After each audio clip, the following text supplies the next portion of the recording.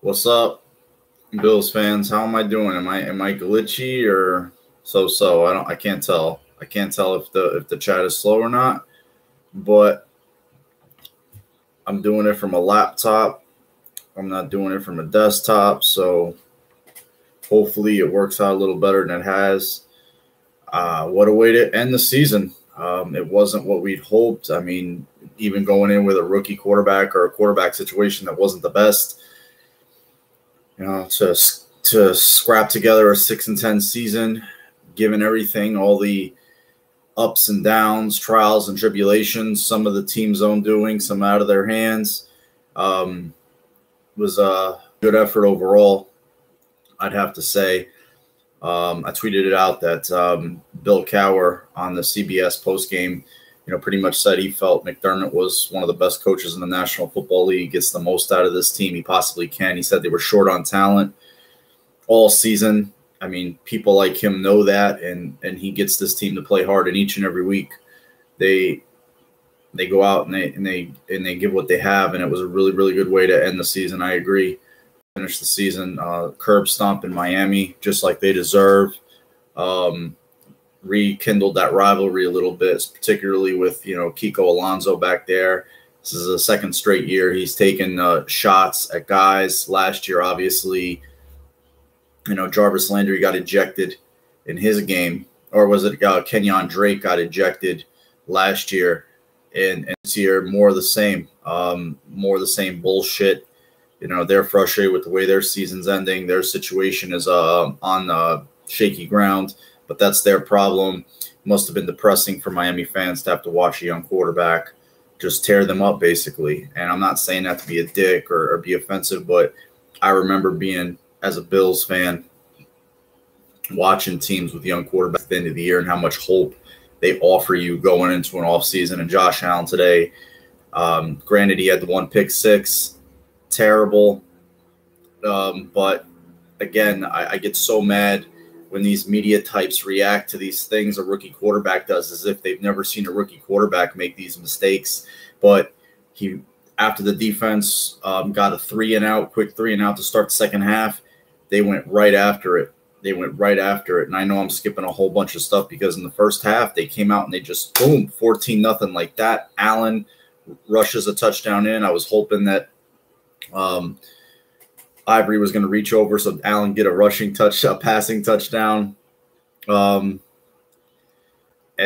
he rushed it in. He actually tied Jack Kemp's record for rushing touchdowns by a Bills quarterback with 8. He broke Tyrod Taylor's rushing record for the Bills for yards for a quarterback. I think he has 7.1 per rush. Had 3 touchdown passes today. I felt like there was just more on the plate because after Hauschka, who's definitely not healthy, couldn't even reach a 41-yard field goal. He comes up short on a 41-yard field goal after last week. Same thing, short on a 43-yard field goal. It's just so obvious that he's not right ever since he took that cheap shot by Henry Anderson a few weeks back. And you just got to hope he gets himself right this offseason because I still feel like he's a good kicker. And the holder situation, so many different holders, the special teams in every area, every facet has not been good. And, you got to hope a guy like him just gets healthy and they can put better players around him. But Allen, man, he really, really closed the season. Sans the one hiccup, which a rookie quarterback will have. He missed a few throws there early, but when he came up short with that, not Allen, I'm saying Hauschka missed that, and they didn't give it to 17-0, and they let Miami back in the game. It was real frustrating because I felt like there was so much more to be had. I feel like the Bills could have put up 50-plus points if they would have just kept their pedal to the metal easily. But he really played well today. He really, really played well. It was one of those games where you felt like if they lost control and lost this game, I would have been like, okay, I'm happy for the better draft status, but damn, it leaves questions. It leaves a bad taste in your mouth to end the year. But for him to go out there, put his running prowess on display. Be a little bit better in the passing department. I mean, if you watch that touchdown pass, the last one to Zay Jones, where Zay drags his man across the field and gets lost in the traffic, and Allen's waits for him to clear just that split second and throws it in stride. Beautiful touchdown pass. And if you were there, Matthew, that's amazing. I wish I could have been there. I should have been. Nobody wanted to travel up to the game with me, so I just stayed back here in Jersey. But I should have went up there and experienced that. And obviously the day was built around Kyle. But for those of us Bills fans who are really going to continue to watch and support this team, it was all about Josh Allen. And, man, he almost had another 100-yard rushing day, and still very little support from a surrounding cast that needs to get better. Even though guys like Kroom, he did have that one nice long catch and run, held on to the football. Thank you, Jason Kroom. Zay had another big day against the Dolphins, and that's good for him going forward. He's quietly had a really good rebound season, a really, really good rebound season from what was an absolute disastrous first season with rookie season with the Bills. He really played well, and he actually had the most receiving touchdowns in one season since Sammy Watkins in 2015.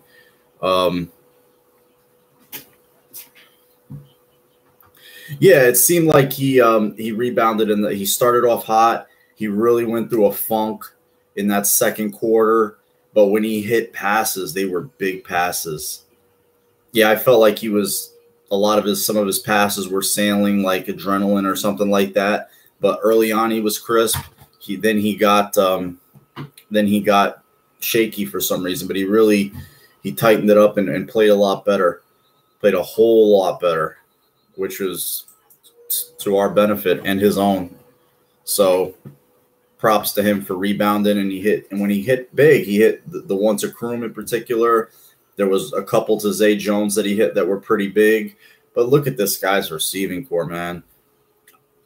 A guy that was cut twice is arguably their most talented receiver in Robert Foster, a second-round pick who had a hell of a terrible offseason, didn't know what his status was with the team, rebounded and has played well for the team, thank God.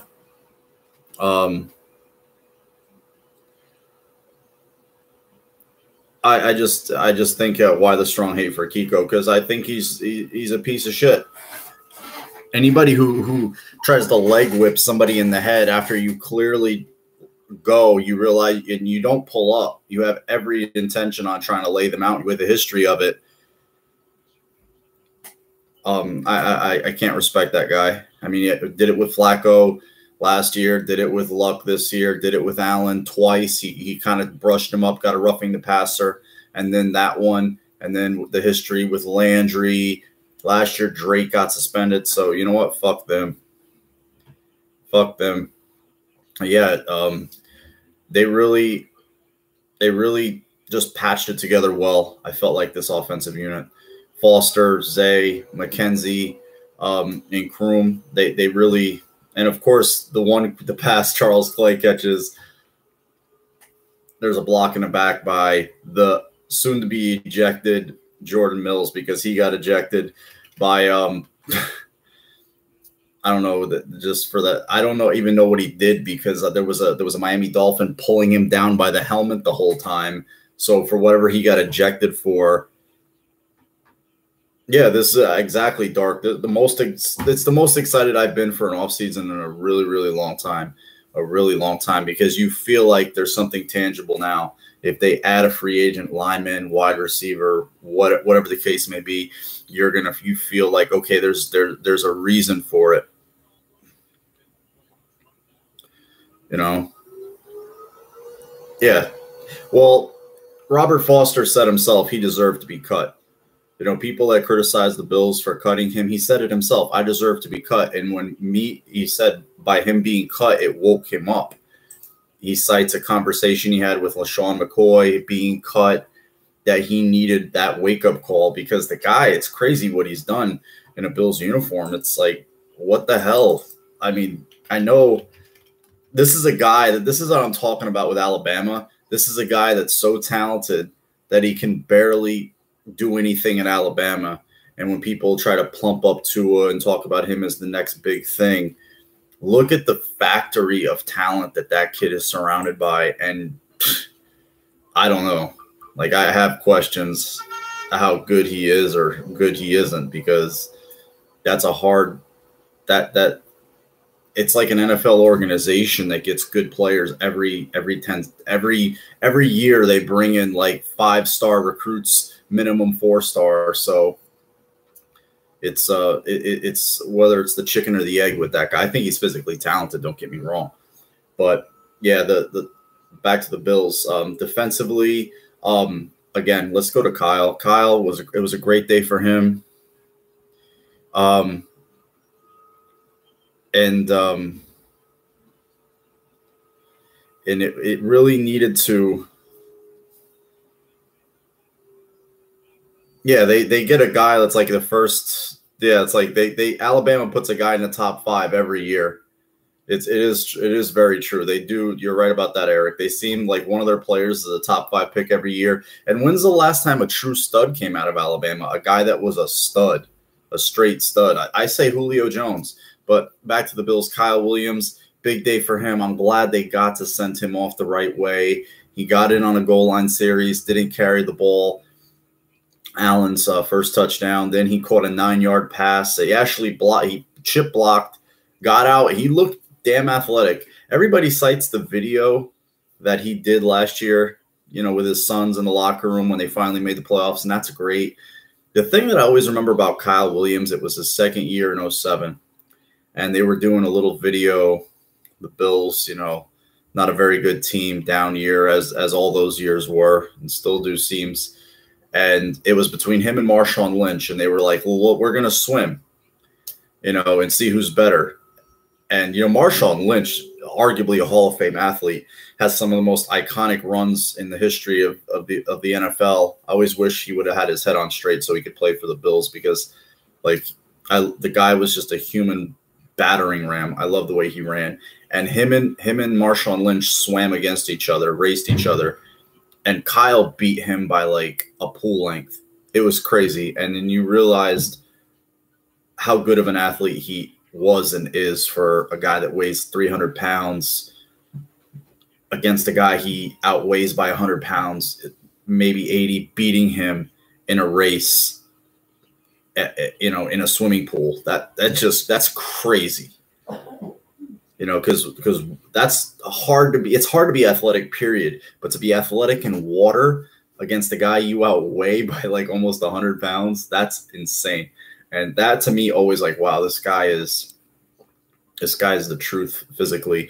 My one deterrent about Kyle as a player is that when he could not beat guys with quickness, when he couldn't get off the ball and beat guys with technique and quickness, and an offensive lineman could get a body on him, they always suffered in the run. And that's, talking about the future, the Bills have to address that run defense a little more. They really, really do. They need, and thank God there's a ton of studs in the interior defensive line. And I know they're picking between 8, 9. It's not between 9th and 7th now. Get the best lineman you can, whether it's offensive or defensive. Get the best lineman you can and call it a day. That's my opinion on it.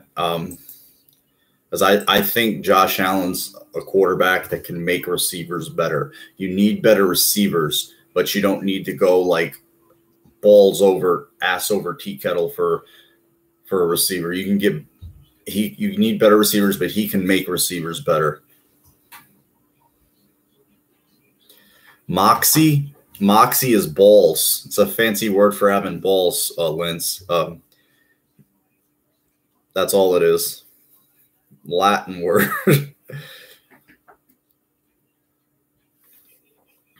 Yeah, Dark. That was an impressive video. And I remember, wow, this guy's a really good athlete. But now I was talking with Eric yesterday, and we were talking about best player available. That kid, Christian Wilkins from Clemson, the way they were talking about him, the way he does substitute kindergarten teacher, all the stuff he does at Clemson, and first of all, not to mention what a really good player he is, he screamed the process. All I could think of was, wow, Sean McDermott is going to meet this guy and fall in love. Jordan Phillips has been a nice addition. I'm not going to lie. He really came in after they had cut Adolphus Washington. I'll always preface day one starter off the bus when I think of those guys, and I'll talk about another day one starter off the bus after I talk about this. But a guy like Christian Wilkins just screamed.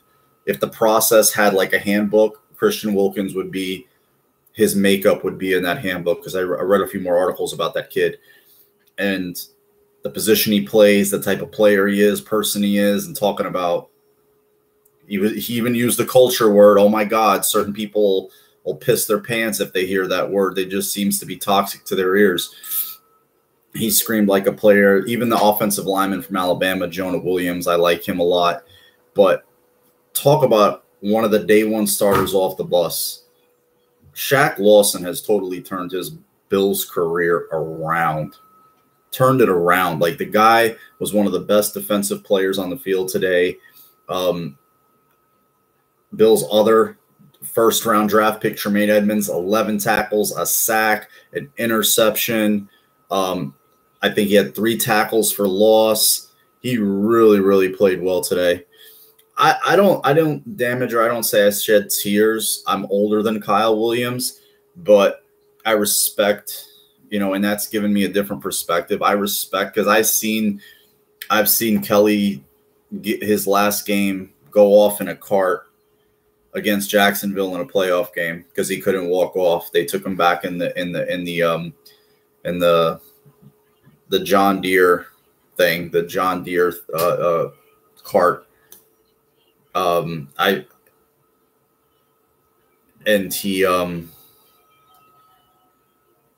Nah, you can cry. There's nothing wrong with crying, bro. I can understand it, because it's for a lot of people, it's the end of an era. And I feel bad for Kyle. I feel bad for, granted, Fred hasn't been around forever, but God, it's a shame that he wasn't around for last year. It's a shame that him and Kyle aren't on this team 6 years younger, that they can maybe enjoy something coming better. That sucks. That's the thing that sucks, is like guys like them that really wanted to play hard for the Bills and give everything they had. Granted, they weren't the biggest, they weren't the fastest, most talented, but they gave everything and represented the organization with class. It was, and for coaches, that's invaluable. When McDermott talks about culture, do you know what it's like to be able to be a head coach and you have a player, or the majority of the players in your locker room, you're not going to worry about a phone call at like 1 a.m. about one of your players being tweeted about doing something or being put on the news. That's just worth its weight in gold for these guys. Yeah, Lawson, man. Lawson has been, arguably, you could say this, Lawson has been their second best defensive lineman the last half of the season. Batted passes like crazy. He hasn't gotten to the quarterback. He got to him today, but he hasn't quite. But he's been making the quarterback move. Lawson's really, really played well. Yeah, Kyle, I mean, I guess for this era, he's a top 5 Bill. I mean, when you put him up against the likes of Andre Reed, Thurman and Kent Hull and Bruce and Darryl and Cornelius Bennett and Jim Kelly, it's tough. But I'll give him top 10. How about that? I'll give him top 10. I'll give Kyle Williams top 10. Because he played well. But then I think of guys like Henry Jones, who's up there. He's a really, really good player. A lot of people have. Phil Hansen was kind of the Kyle Williams before there was a Kyle Williams. He was just a quiet assassin on those teams. I think with longevity, because you got to remember Fred was a 26-year-old rookie, which sucks. That's what I was just saying, Chris. I wish those guys were 6 years younger and we're still on the Bills and we're going forward. You could have guys like that around. That would be so amazing. But it's exciting for the future. It really, really is. And I'm excited to see what they do to fix this team Oh my God, Lamar Jackson just missed a pass. Did you see that? He's the worst quarterback ever. A rookie quarterback just missed a pass. The guy was running wide open and the ball, oh, terrible quarterback. Every time, I swear, I don't know why I just digressed to this. Every time Josh Allen did something, granted, he was a little scattershot today. I'm not going to lie. Yeah, Tasker, again, so many guys, man. Mark Pike was there forever. Backup defensive lineman, great special teamer. Tasker just overshadowed him and never had a peep said about him, but played his ass off and made a lot of plays on special teams. And when coaches talk about the importance of special teams after the season the Bills just had on special teams, yeah, it just seems like people are going to criticize that guy. He takes shits wrong, Eric. He sits on the toilet, take a dump wrong. Everything he does is wrong, and they're just gonna roll with it. But special teams, when they talk about the importance of it after the season the Bills just had, I don't want to hear Bills fans or the media snark about it no more, because it was a disaster. Even some parts today sucked, like short punt a couple of times. The coverage was okay. It seemed like the coverage was better when Hauschka was short kicking the ball. They were able to get some guys down there and make some plays, but outside of that, they really need to really get that area fixed up a lot. So I don't know. I'm like the rest of you guys. I'm as excited for an off season as I have been. We know who the quarterback is. Yeah, Schmidt wasn't doing any better, and it just seemed like from day one.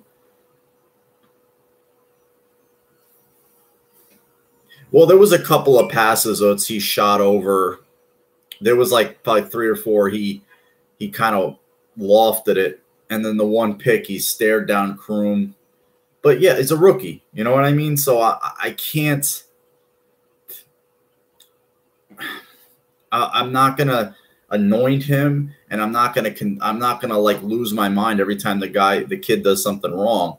He's not a 5-year veteran, but it gets annoying. It just seems like there's certain people in certain camps and they're never going to come off their opinion about him. So I'll just leave it alone, and I'll keep my opinion. And I'll be the first to admit, like I've said many times on this, I was not for drafting him. I did not like the idea of drafting him. I was dead set against it. That what you just said, Dark, is really that's so dead on, because it seems like 3rd and long is no longer a death sentence for the Bills, because the guy he threw one pass, and I think it was to Zay Jones. It was a 3rd and long situation, and it was a missile. Like the thing sailed 30 yards on a rope. He waited till he cleared the linebacker. Perfect pass, touchdown, and it was a really good play. And with his legs, I mean, look at his legs. His legs will pick you up. I mean, the guy is a cheat code on 4th and 1. I was really pissed where they got the penalty on the 4th and inches where they punted. I was just like, oh my God, it was like this. I was like, just go. Don't try to hard count them. Don't try to hard count them. And then Dawkins jumped, and I was just like, fuck. He could have just walked that first down.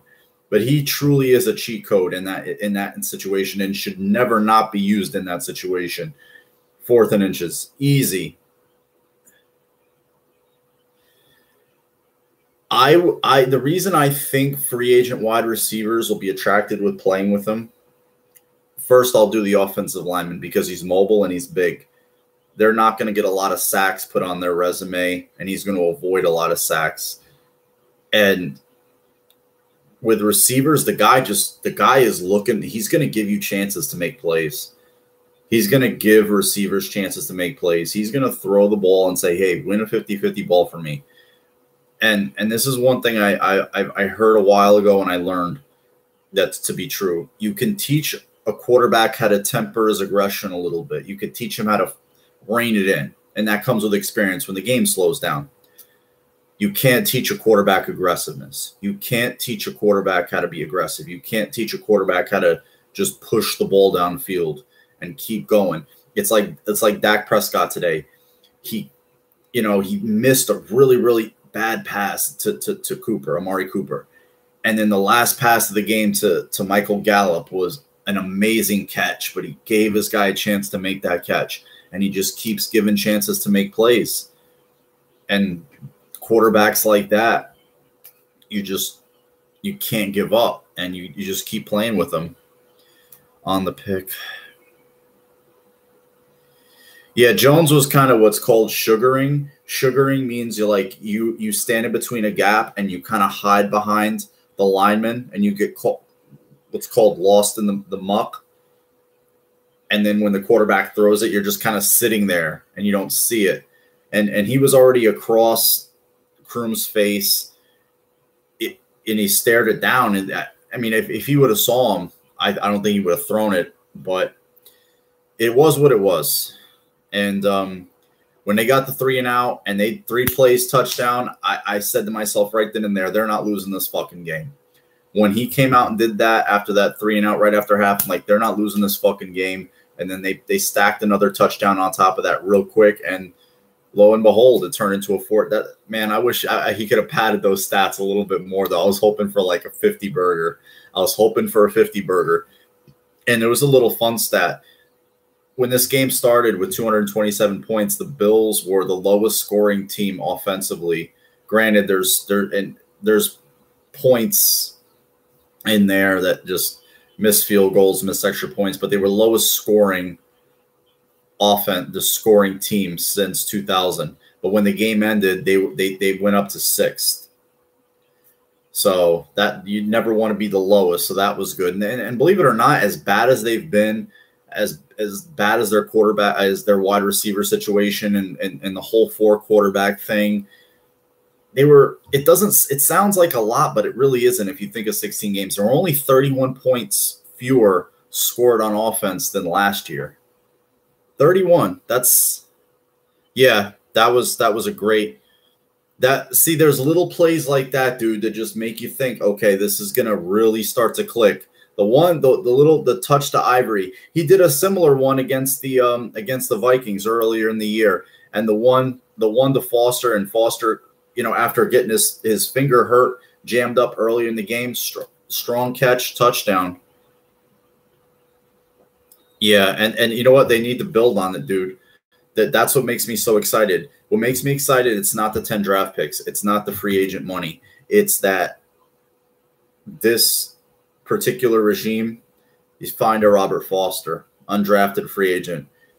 Isaiah McKenzie's been a nice little gadget player, off waivers. You pick up a Jordan Phillips, depth guy, off the street for nothing. You find a guy like Teron Johnson in the 4th, 5th round. You find the Matt Milano in the 5th round. They're able to find these guys late.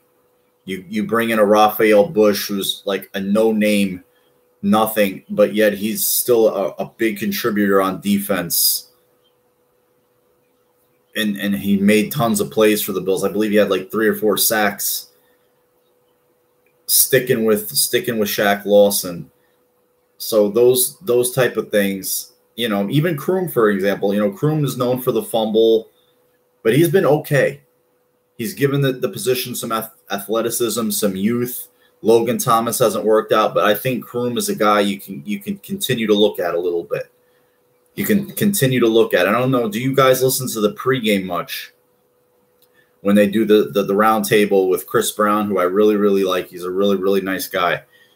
Chris Brown from BuffaloBills.com, Howard Simon, Sal Capaccio, and Mark Kelso. They do the round table on WGR. And they mentioned, granted, everybody's been kind of mad that McDermott and Bean seem steadfast or bullish, as the term being used, about McCoy, keeping McCoy around. All 4 of those guys said, well, 3 of them, Kelso, Chris Brown, and Sal, said they would not be shocked if the Bills weren't willing to listen to offers. So we all know there was offers for McCoy at the draft. Maybe there can be offers again. And he did look a little better today, but let's be honest. It doesn't matter if it's Ivory, McCoy. This offensive line gets no movement. No movement. Nah, Charles is gone. Clay is pretty much gone. I think that was a courtesy to him. He gets to play against his former team. You know, we're probably moving on from you because tomorrow in the exit meetings, the organization pretty much tells players if they're in the plans or not. When the players have their physicals, they come into the office and they sit down with each player and tell them what they feel like they need to work on, if they even plan on having them. They do tell the player, unless there's a coaching change, obviously they can't have those exit meetings, that, you know, where they feel like they need to improve or if they feel like they're going to move on, so the guy can get on with his life, basically. I feel like I love this coaching staff, honestly. It's the first coaching staff I feel like there's actual coaching going on. I felt like that at some segments of the Marone staff, but then there was too many areas where he was too hard-headed and too rigid and too, I just think, old school to change. Case in point with his tenure in Jacksonville, I felt like Gailey had a decent offensive mind, but was just, he was older and settled on fits, and that was it, and could never get the defensive side of the ball worked out. Excuse me. So I feel like there's been some okay coaches, but I think as a whole, this is some of the best coached, but the special teams has taken a complete step back and needs to be overhauled. The offensive line, that thing is up for question, whether it's a coaching. I think it's a talent issue, but definitely the coaching aspect of it needs some fixing. Definitely needs some fixing. So hopefully they can get that worked out. But I'm excited. I don't know about you guys. I mean, I'm already in off-season mode. I want to talk about the draft. I want to talk about free agency. I know there's a time and place for that. You guys probably want to get on with your evening and watch the rest of these games. I'm watching. I got Eagles and Redskins on right now. I have 2 games going on the computer. I have Baltimore and Cleveland, and I have who's CBS playing for me in New York, because I get New York, New Jersey. You know, I got Bengals and Steelers, and I know up in Buffalo they're showing the Browns and the Browns and Ravens. Ravens are pretty much handling them right now. Oh, Cordy Glenn is down for the Bengals. What do you know? It's crazy. The Bengals are actually, you know, they're only up 7, but they're winning that game. I have yeah, I don't know. Corey, anytime Allen does okay, Corey doesn't show up. Corey is a Bills fan deep down in his heart. He just has to get used to Allen. So I'm going to give him a break here in the new year. In the spirit of the new year, I'm going to give Corey a break. But now, oh, they are? Because I was seeing Rochester weather, for whatever reason, they continued playing the broadcast at the halftime for and I had Minnesota, the Vikings and Bears, because I know I'm friends with a Viking fan. I want to see how this kid, if they lose this game, he's gonna shit his pants. The way it's going, I think they're gonna lose this game. But yeah, I'm as excited. I keep talking about this. I'm as excited for an off season as I've been in a really, really long time. And whatever they decide to do, whether they draft a defensive lineman, a defensive tackle, an offensive tackle, a pass rusher, or trade back and gather more picks, I'm just excited for it. And they're gaining my trust. They're gaining my trust. It's hard, man. I mean, JA-17 is like an AK-4. I mean, man, he's a fucking he's a really an all-purpose weapon. I just never anticipated the kid running like this. I really never anticipated him being the runner that he is. It's just like it's either people don't want to tackle him or he's one of those guys that's faster than he looks. It's just a combination of everything. Like once he gets in game, he's a faster runner than he is, you know, when he runs in shorts and pads, you know. So he's one of those guys that just, you know how it is like a guy runs slow in the 40 at the combine, then all of a sudden he gets in a game and he's like 2 seconds faster. I think that's what the case is with Allen. He's just 2.5 seconds faster than he times. Yeah, me, Eric. I'm ready. I'm ready. I'm ready for this to start. I'm Senior Bowl's in about a week, 2 weeks, so I'm ready. Let's just enjoy the ride and see how they retool this team. I'm gonna let you guys start your evenings. It's a little after 6. I don't want to keep you guys on forever all season. I really appreciate it, guys.